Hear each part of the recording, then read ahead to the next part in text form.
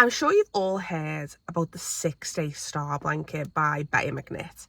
It was a bit of like a viral blanket, and everyone was making them, and I hadn't attempted it. Now, one of my followers, Hazel, she was so kind. She actually sent me a picture of hers, and it's so beautiful. And I was so inspired that I was like, you know what? I am going to make a 6-Day Star Blanket. I'm going to do it. Now, one thing that I struggle with, and I've spoken about it a lot, is color theory. And it's like, my background's like fine art and art history. I should be comfortable with color theory, but it is something sometimes I'll choose colors and then I'll have like this mass regret, like, oh, why did I do this? So what I've decided to do is I am going to choose one of my favorite paintings of all time. And what I'm going to do is I'm going to pick colors out of that painting, and that is what I'm going to base the 6-Day Star Blanket on. So what I've done today, I actually came to Port Sunlight, and I'm at the Lady Lever Art Gallery. There's a painting by an artist called Élisabeth Vigée LeBrun, and it's Emma Hamilton as a Bacchante. It's one of the most beautiful works that I've ever seen. Not only is it a beautiful work, but it's a painting that was painted by a woman in the 18th century. So to me, it's a very special work, and I can't wait to share my love of crochet and also share my love of art with you all. So what I thought we'd do, we'll go in, we'll have a little look at the painting, and then we'll kind of go from there. We'll pull some pictures out, and then we'll try and colour match it. The wool that I'm going to use bonus DK. So I'm probably not going to be able to match the colours exactly. They might be more bold, but they've got the widest range, and it's relatively cost effective. So that's the reason why I'm going to use the Hayfield bonus DK. So let's go into the gallery and let's have a little look at this work.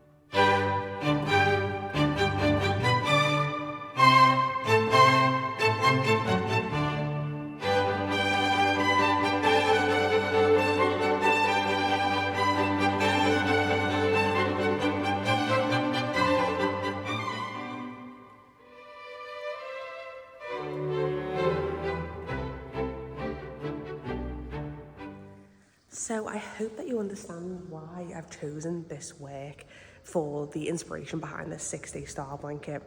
What we're going to do now, we're going to take a photograph of this, and then we're going to upload it to Procreate. When it's in Procreate, what we'll do is we'll pull out some of the key colours, we'll make up a palette, and we'll go from there.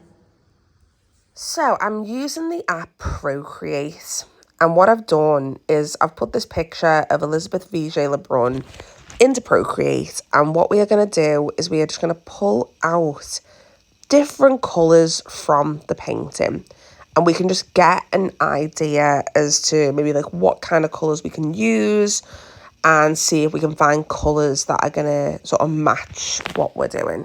I'm thinking most likely, like most of my projects, I'm probably going to use the Hayfield Bonus DK.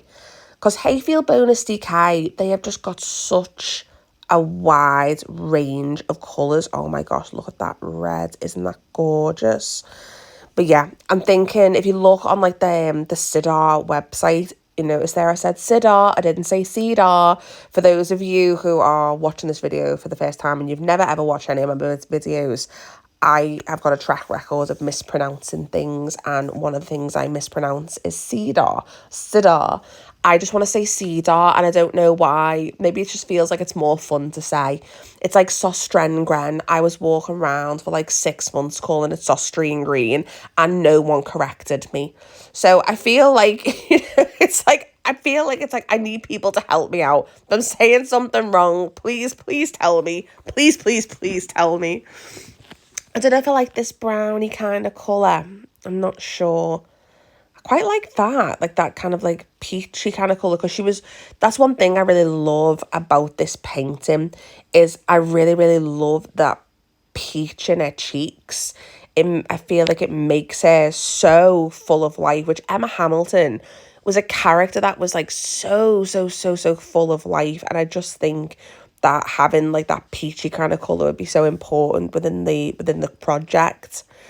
I was trying to see if I could capture the green of these laurel leaves in her hair, and it was so hard trying to pull that green out, because all of the greens, they just looked way too muddy, like, together.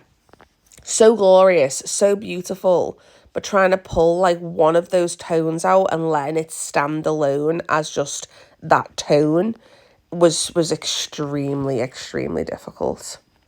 So after a bit of playing around, I've managed to get this green. That is the green that I've managed to get. So I'll put it over here. We'll make a little box. But again, it's very dark, and I just don't know whether those middle colours, that like brown, that tan, that pink, and that green, I think they go so well together. And this is exactly why I wanted to have a little tackle of a project like this, looking at these great masterpieces, but all the colour theory has already been worked out for you. They have studied, they have looked through. There's a reason why people look at art and try to emulate that. It's why in numerous like schools you would go and you would copy the great masters, because you're learning from them. It's so important. But yeah, I love that like dark green peach and that like brown. It's so like that tan colour. So I've got some more greens, pulling them out. Now I want a blue, because that blue, oh, it's just so stunning. So pretty.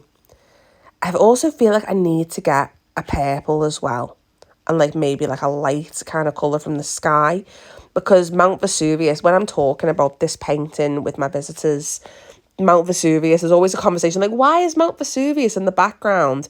And that is because you could see Mount Vesuvius from William Hamilton's home. So Emma, she moves to Naples. William Hamilton was the ambassador to Naples at the time, and from their home they had this amazing view of Mount Vesuvius.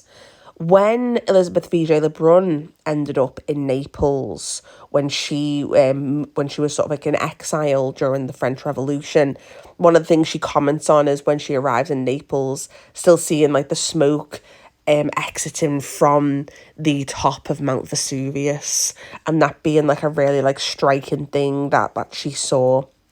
So I'm just bringing out some of the other tones that I'm quite liking in this. I've got that purple. Right, so that's the colour palette that I'm going to settle on. So we've got a new piece of paper here in Procreate. I'm just copying this in here just so I can get those colour tones. Let's just get this and remove it. And I'm going to bring these remaining colours just over here, and we're going to make it a little bit big. Okay. So what I've done is I've gone over to the Sidar site, and I've brought out some colours that I think could be a possible match. Now, I know that these are not going to be perfect, and probably what I'm going to end up with is not going to be the exact colours within this painting. They are going to be a little bit off. Maybe probably a little bit more vivid than maybe that we would like, but that is okay. That is absolutely fine. Just going to add these all here. We can have a little look. So I think I pulled out 3 or as many as I could for each one. This is something that I've actually like never ever done before. So this has been a really fun process trying to match these up. I also want this to look a little bit nice as well. So I'm going to bring in the background colour from the Cedar site and put that on so it kind of makes those yarns kind of look a little bit like they're floating. Purples, that's one thing I'll say about the Cedar. I couldn't find that many purples. I probably would have preferred to have like a lighter purple, like more of a kind of lilac-y kind of colour. I also thought that brown that I chose was a little bit too dark, so I went back to the website and pulled out some lighter colours. So the colours that I've landed on are purple. We have got soft red. We have got a dusky pink. And then for the blue, we have got a royal teal. I just thought that was a gorgeous blue. And then for the yellow, which is my favourite tone, is the golden. So we've had our wool from the little wool shop. Here is that royal teal. I ordered 2 of each one. We've got the golden. I love this yellow. It's so pretty. We've got our purple. We've got that, I think it's called dusky red. Is it dusky red? Oh, soft red. And I think that's dusky pink. Oh, the deep rose. God, I didn't even know. Where am I getting dusky from? So we've got the purple, the royal teal, the golden, the soft red, and we have the deep rose. Steph from the future here, just kind of coming in just to talk really, really quickly. I ordered a deep rose instead of a dusky pink. Ordered the wrong wool. Why did I do that? Why did I do that? And we got 2 loads of that. So we are going to start with the purple, because that's the thing that I think of when I think of that paint, and I think of the colour purple. And we have printed off the pattern from Betty McKnit. So I have just finished up to set up round 7. This was pretty straightforward. I mean, sometimes I find it quite difficult sometimes reading the patterns, and it's really, really helpful because not only has Betty McKnit done a written pattern for free, she also has the PDF that you can buy, but then on top of that she also has like YouTube videos which go through all the steps and like little like live crochet alongs. So I found that really, really helpful along of having like alongside this as well. So on the camera it looks really dark because it's 8:30 at night and it's actually going quite sort of dusky kind of here now, but this is actually quite a vivid purple. It's so pretty and I'm really loving the way this is like looking. It's so fab. So what I'm going to do now is I'm going to go to bed. I'm not going to go to bed, I'm going to get in the shower, I'm going to wash my hair because it's Sunday night and you can really hear everyone just upstairs just going crazy. I love this. My life, boy household, everyone just going nuts upstairs. I'm going to go kick them out of the bathroom now. I'm going to go wash my hair. I'm going to go put my little sleep rollers in. I'm going to do my Elemis, face things. Like I got this like Elemis, like the cleansing balm. It's like, oh my God, I love it. On QVC, they had it down as the TSV and I got a 200-gram cleansing bar for 70 quid with a moisturiser and a toner. So it was a bit of a big spend, I know, but it just brings me so much happiness and joy, and I'm going to go and do that now. And then tomorrow, I will check back in once I've done the setup, because I think that's when you switch the colours, but we will see. I'm very excited. I'm not sure what colour we're going to switch it to, but I'm thinking the yellow. I'm thinking that gold. So I will check in tomorrow. So here is what it looks like in the daylight. It looks so pretty. I love these stitch changes. And although it's such a simple little stitch change, it makes it look so ornate. I am absolutely made up. I am thinking though that I probably should have started colour changing well before, but I just wanted to get my head around, because although these stitches are easy, I did find it a little bit difficult. I had to look at a video. So here is the yellow added on. Oh my goodness. I am absolutely made up with the colours next to each other. I'm really regretting not doing the colour changes soon, but I've now got an idea for the centrepiece, which I'm thinking I might get some, you know, some transfer paper and do a transfer of Élisabeth Vigée LeBrun and make like a piece to stitch in the middle. What do you think? Okay, so I've done 2 rows. So what I thought I'd do, because I'm doing quite big blocky colours in the middle, I'm going to do the big thing of purple in the middle, and then I'm going to do 2 rows of the yellow, and I'm going to do 2 rows of each colour, if that makes sense, except for like the single crochet rows. And I just think that that'll kind of gradient it out in terms of size, because I'm going to change. So there we've added the pink onto it. Normally, I don't go for pinks. I don't go for pinks. Pinks, what's that is actually the soft red. I am not really like a pink kind of gal. I don't wear pink very well. It doesn't really go with my skin tone. It really, really washes me out. And working with pink has actually been really, really fun. I'm just adding on that blue as well. So now it's daylight, you can actually see that purple. So this is what the colour combos look like. It's a lot brighter than I thought it was going to be, but I think because I'm used to using kind of like more muted, earthy tones, there's Jackson's hand. You waving hi to everybody? Yeah. Say hi, everyone. Hi, everyone. So what I'm going to do, so now I've got like the colours kind of doing each switch, I'm going to change it each time. So I'm going to do the next row, I'm going to do purple, then yellow. Can I help? What do you want to help with? The crochet. The crochet? You want to help with the crochet? Yeah, let me do this side. Okay. What are you going to do to it? Just make it into a crochet sock. Okay. The one that's big, and then it shakes the squeeches. Amazing. Very small anymore. So yeah, I'm going to change it up a little bit. I'm not going to do like the 2 rows of this and then the 2 rows of that. That's what I was going to do. I think I'm going to try it with singles. And then maybe I'll change it back to doing like sort of like the larger block colours. I'm not too sure. But we will see. Say see you in a bit. I am a little overwhelmed with the colours I've chosen. I'm so used to working in muted tones that when I'm seeing this, I'm kind of like, oh my goodness, I feel like I'm working in a rainbow. It looks absolutely crazy. But like in a good way. I'm actually like happy about it. I feel like I'm really working like outside of my comfort zone with this project. And that's really good because when we work outside of our comfort zones, we will learn things about ourselves. So, I thought what I'd do while I'm doing a little bit of my crochet is I would tell you all about Emma Hamilton, who is the lady in the portrait, and the artist that painted this, Élisabeth Vigée LeBrun. So I'll begin with Emma Hamilton. So Emma Hamilton, also, by the way, I just want to also say that I'm not an art historian. My background is art history. It's fine art history. Now, if you are interested in what I'm talking about, or if you've got a question about something, I implore you to go and do your own research on this. I'll link a biography and a documentary where I get a lot of my sort of information on both of these ladies down below. So, Emma Hamilton. She was born Amy Lyons, and she was born in Ness in Cheshire. She was the daughter of a blacksmith. Now, unfortunately, her dad died when she was quite young. So her father passes away, and it forces both her and her mother into working in service. They're both working in a house. And Amy was really beautiful. She was a very, very beautiful girl.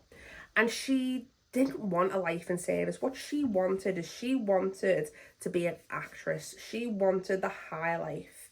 Now, unfortunately, the house that she was working in a home of quite a wealthy doctor, and she started to make advances at the sort of the gentleman of the house.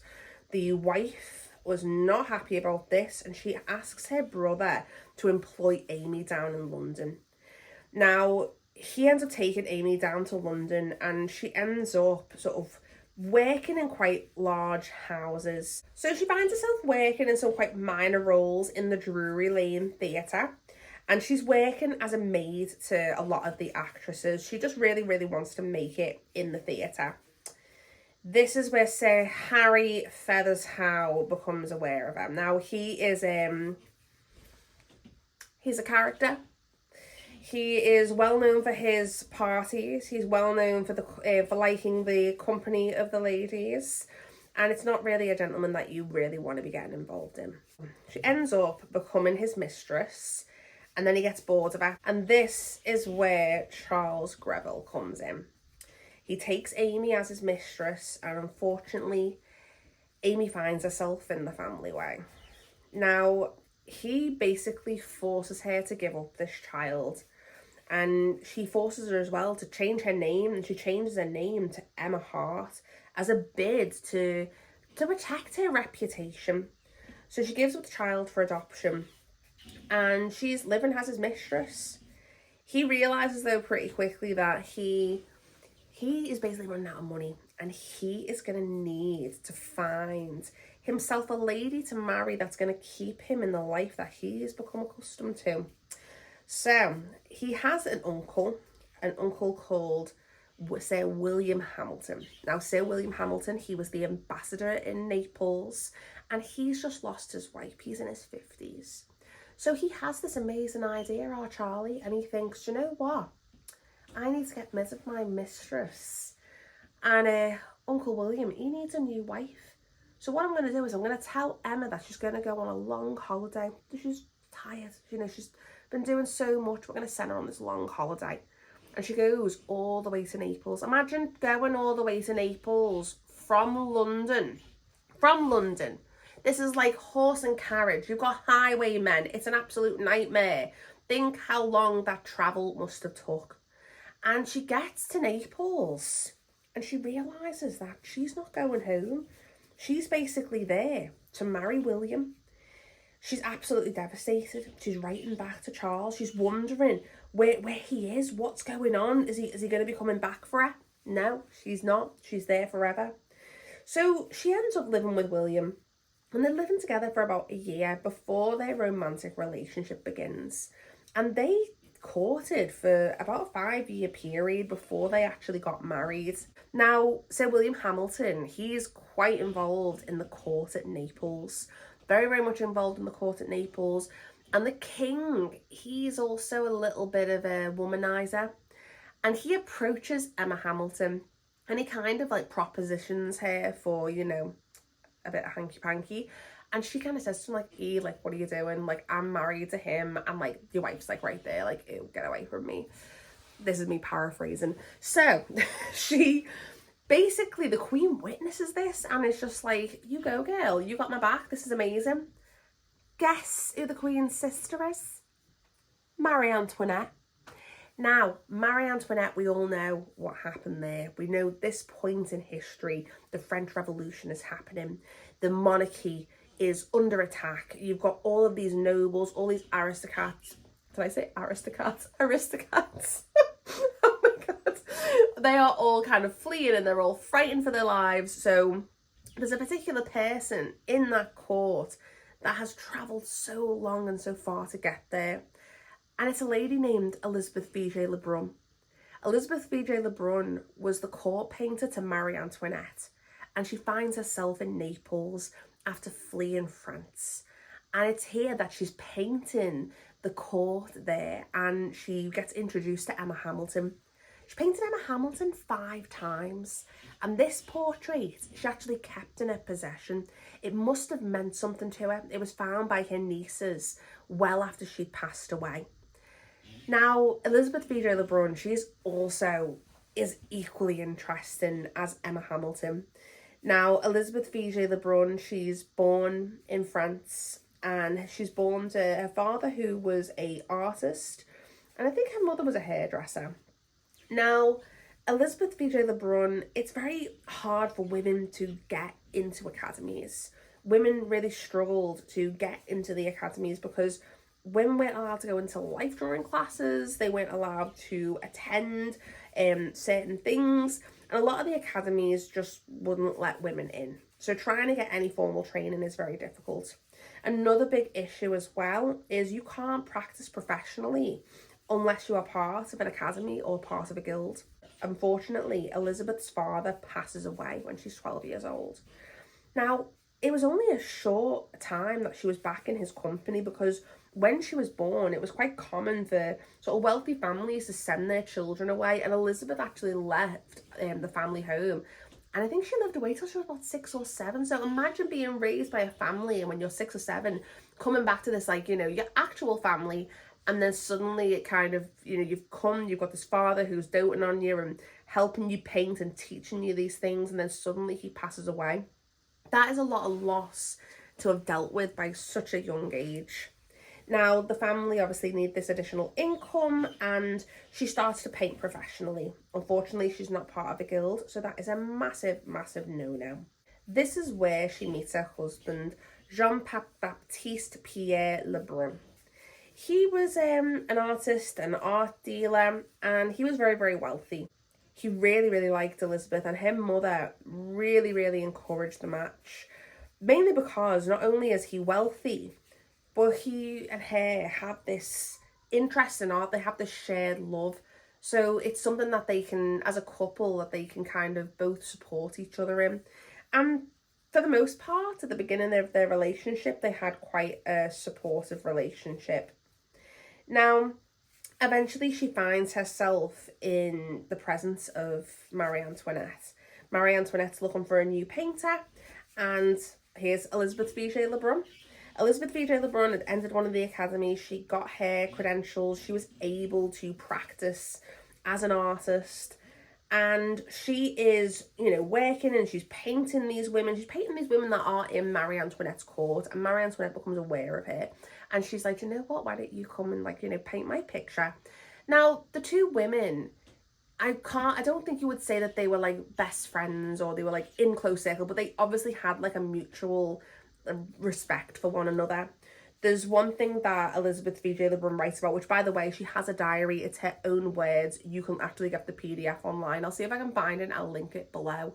So you're actually hearing Élisabeth Vigée LeBrun's own thoughts and own words. And when she's painting her one day, she's pregnant and she drops all of her paintbrushes. And Marie Antoinette gets up and picks up her paintbrushes. This was a very important moment in Élisabeth Vigée LeBrun's life, having the Queen of France picking up her belongings. It's a very kind of like not really done thing. So it's a huge, huge moment. The two of them are very, very close. She painted this amazing portrait of her, which was like this huge 2 meters by 3 meters portrait. And it's quite a sad painting because it started its work when she just had her son, and she's having this cot painted, and she's got her children, and then this empty cradle. It's a very, very powerful and upsetting image. But that was also painted by Élisabeth Vigée LeBrun. So the French Revolution begins, and aristocrats, they've got a bit of a target on their back. And unfortunately now Élisabeth Vigée LeBrun is involved in that. She needs to flee. She flees France with her daughter, and she is starting to travel around all of the different courts in Europe, and this is where she finds herself in Naples. It was a very dangerous time because people recognised her. Her portrait was everywhere. Self-portraits for women, what you've got to think, even self-portraits for anyone at this point in history, you don't have to pay a model, you're there, you end up recreating this image of yourself, and she would paint her portrait and put it into the French salons, so people were aware of what she looked like. So escaping France was quite a harrowing task. But she arrives in Naples, she's safe, and she begins to paint that French court, and that's where she becomes aware of Emma Hamilton. So that's a little bit of a very brief kind of overview on both of those ladies and how this portrait actually comes to fruition. There is so much more that you can learn about this, but that's just the cliff notes. There's a 2-part documentary on Élisabeth Vigée LeBrun that I will link below. And you can also get an audiobook or just a book, and it's called Emma Hamilton, England's Mistress. I will link down below a link for a free Audible credit through my Amazon affiliates, and I'll also link the book down as well through my Amazon affiliates as well. So if you'd like to do your own research on that, you can go there and have a little look. So let's get back to making this. So I am almost at the end of making this star blanket. It has been so long. Oh my gosh, there's so much energy. But you know what? I'm absolutely buzzing with the way this has turned out. So I started off by doing 2 rows of yellow, then a single row, then 2 rows, basically making those thick. And then I changed this just to like single colour changes, then going back up here, going back to those double rows of colour, just to kind of give it a little bit of variety. I just love how it's turned out, and I would not have put these colours together in a million years. Like, this is not a palette that I would have used. Now, I'm going to do a little bit of edging as well, and I thought what I would do is 1 single row of crochets in each colour that I've chosen, and I think that that is going to look really, really nice, and I'm thinking that I'm probably going to do either a pom-pom edge or a shell edge. So as you can see, it's got very, very dark because it's night time. This took way longer than I thought it was going to take. This took all evening just doing these single rows of crochet, but I really love this combination. It looks so pretty. And now I'm thinking maybe I'm going to make a scarf or something that's left over with the colours that I've got. I just think it looks really, really nice. But now I'm going to do a scalloped edge to finish it off. So I've just finished doing the scalloped edge, and I did it in the purple. I was thinking maybe I could do alternate, like different coloured scallops, but I thought no, that's just going to be way too intense and way too hard. So I've chosen to finish it off in the purple because I started in the purple, and when I think of the Élisabeth Vigée LeBrun painting, that is what I think of. I think of that really beautiful purple colour. So I think it's very fitting to start with purple and to end with purple. So I have finally finished my 6-day star blanket. This took way longer than 6 days. I also think I might have gone wrong with it at some point, because when I've looked at other people's, they kind of have got the star points, like the star points seem to be increasing.